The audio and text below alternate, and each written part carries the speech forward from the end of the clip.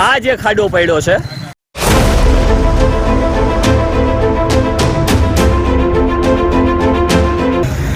Hello guys, welcome back to my new video. મિત્રો, અત્યારે હું છું વેરાવળ બાયપાસ, એટલે કે આમ રોડ લાગુ પડે છે એ છે સીધો વેરાવળ રોડ, અને આમનો જે રસ્તો લાગુ પડે છે એ પોરબંદરથી આવે છે. એટલે કે આજે અહીંયા રાત્રે 9 વાગ્યાની આસપાસ, લગભગ રાત્રે 9 વાગ્યાની આસપાસ એક ગાડી છે, એનું એક્સિડન્ટ અકસ્માત થયેલું છે. અને એ ગાડી અહીંયા કંટ્રોલ કરવામાં, અહીંયાની મળતી માહિતી મુજબ કે રસ્તાની અંદર જે ખાડો પડ્યો છે એ ખાડાના કારણે આ જે કાર દેખાય છે તમને, આ કાર જે છે એ ઊંધી વળી છે. તમે જોઈ શકો છો એની પોઝિશન.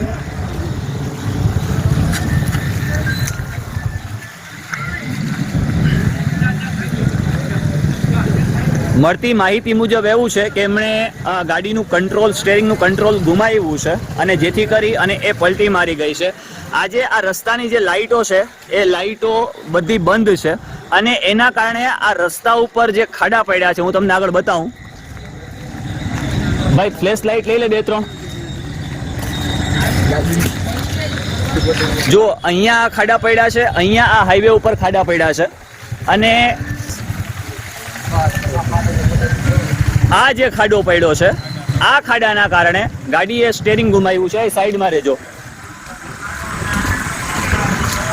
આ ખાડાના કારણે ગાડીએ સ્ટેરિંગ ગુમાવ્યું છે મળતી માહિતી મુજબ, અને એ ગાડીએ કંટ્રોલ વીખી અને ત્યાં સુધી એ ગાડી પડી છે. જો કે કોઈ પણ પ્રકારની જાનહાનિ થઈ નથી. ધીમે ધીમે ધીમે સ્લો ચલાવો, ગાડી સ્લો ચલાવો. ત્યાં મોટો બધો ખાડો છે, તારવીને લો આરામથી.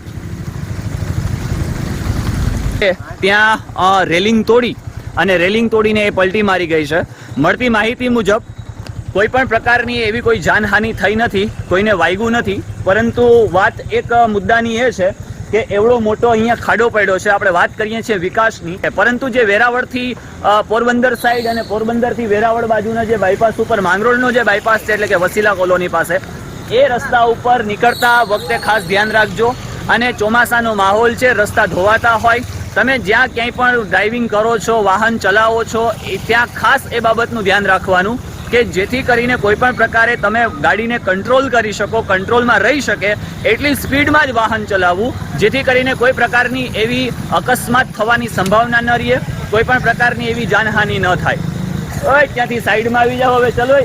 મહત્વની વાત એ છે કે એટલા સમયથી એ ખાડો પડ્યો છે, તો શું તંત્રને દેખાયો નહીં હોય? એવી માહિતી મળી છે કે ભાઈ, અમદાવાદથી એક દંપતી હતું, એ દંપતી જઈ રહ્યું હતું અને સ્ટેરિંગ પરથી આ ખાડાના કારણે કાબુ ગુમાવ્યો, જેથી કરીને વાહન એમનું પલટી મારી ગયું. કોઈ જાનહાનિ ન થઈ, કુદરતનું શુકર છે.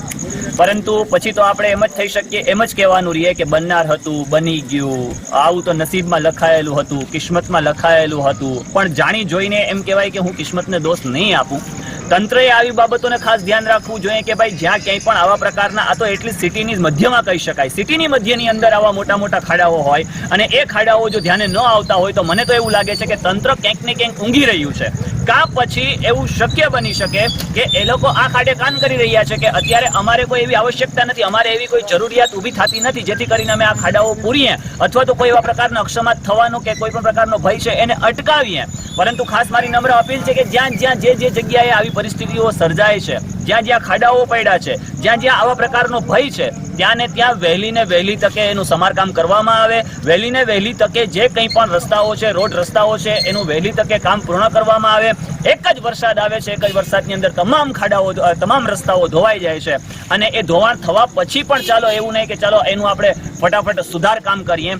બસ એટલી જ નમ્ર અપીલ છે તંત્રથી કે જ્યાં જ્યાં ખાડાઓ છે ત્યાં પુરવાર કરવામાં આવે. એરિયાના છોકરાઓ છે, ભાઈ એવું લાગે તો ત્યાં વ્હાઇટ એવું કરી નાખજો કે જેથી કરીને ત્યાંથી આવતા જતા લોકોનું, અને આજ તો કિસ્મત કે ભાઈ લાઇટો પણ બંધ છે, જેથી કરીને ખાડો સ્વાભાવિક છે કે દેખાવાનો. કદાચ લાઇટ ચાલુ હોય તો પણ આપણે એવું ન કહી શકીએ કે એ ખાડો દેખાશે જેમ, કારણ કે ગાડીની સ્પીડ આપણે જોઈએ 50ની સ્પીડ, 60ની સ્પીડ પર, અંતર ઉપર આપણે વાત કરીએ તો એ 50-60ની સ્પીડ પર ગાડી આવતી હોય તો પણ એ કોમન સ્પીડ કહી શકાય એમ ઓન હાઈવે. તો ઓન હાઈવે કોમન સ્પીડની અંદર આ બધા પ્રશ્ન થવાનો સંભાવના રહે છે, જેથી કરીને જેટલું શક્ય બને એટલું વહેલું ને વહેલું આનું કાર્ય કરવામાં આવે.